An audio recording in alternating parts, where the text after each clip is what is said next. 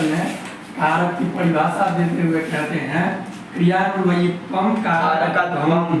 क्रिया के साथ जिसका अन्वय यानी संबंध हो उसे कारक कहते हैं।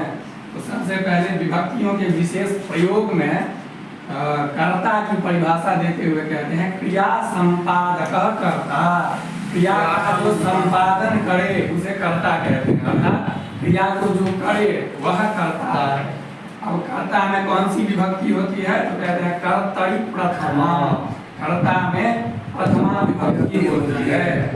अभिधेय मात्रे प्रथमा। और किसमें प्रथमा विभक्ति होती है तो किसी का अभिधेय, किसी को अभिधेय मात्र करना, अभिधेय जो हो आपके लिए, जिसका आपको नाम लेना हो केवल कि वह कौन है, सह राम। आप यदि राम कहेंगे तो वो केवल प्रातिपदिकार्थ हो जाएगा, वो अभिधेय नहीं होगा। लेकिन राम कहेंगे, राम के साथ प्रथमा विभक्ति लगाएंगे तभी वो उसका अर्थ प्रकट होगा।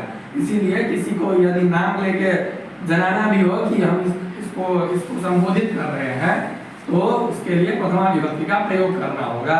जैसे राम, आशीष, गोलदीप, व्यजनम आदि, इसमें प्रथमा विभक्ति लगाए हैं। इनका नाम लेकर इसका पदार्थ संबोध करना है, संकेत करना है। अब दूसरा कह रहे हैं अव्यय योग्य प्रथमा। अव्यय के योग में भी प्रथमा विभक्ति होती है। जैसे शूद्रकः इति राजा आसीत्, यहाँ इति अव्यय है तो इसके साथ शूद्रकः, शूद्रक में प्रथमा विभक्ति हो गया तो शूद्रकः इति राजा आसीत्, माने शूद्रक यह राजा था या शूद्रक नाम का राजा था। कृष्णः इति सखा अस्ति, कृष्ण सखा है।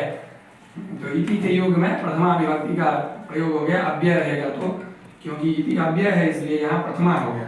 फिर कहते हैं संबोधने प्रथमा। संबोधन कारक में प्रथमा विभक्ति होती है। किसी को संबोधित करने के लिए भी हम प्रथमा विभक्ति का प्रयोग करते हैं, जैसे हे राम, हे कृष्ण आदि। तो उसके बाद कहते हैं प्रयोजके कर्तरि प्रथमा। प्रयोजक कर्ता में प्रयोजक में प्रथमा विभक्ति होती है। जैसे पिता पुत्रम मेघम दर्शयति, पिता पुत्र को मेघ दिखाता है, बादल दिखाता है। तो यहाँ पे पिता प्रयोजक है, पिता दिखा रहा है इसलिए पिता प्रयोजक हुआ। हरि भक्तम स्वर्गम गमयति, हरि जो है वो भक्त को स्वर्ग लेके जाते हैं, तो हरि प्रयोजक है क्योंकि हरि भक्त को ले जाते हैं। तो प्रयोजक के अर्थ में भी यहाँ प्रथमा विभक्ति का प्रयोग हुआ, जैसे पिता में प्रथमा और हरि में प्रथमा हो गया। उसके बाद कहते हैं उक्ते कर्मणि प्रथमा। कर्म उक्त होने पर प्रथमा विभक्ति होती है। कर्म से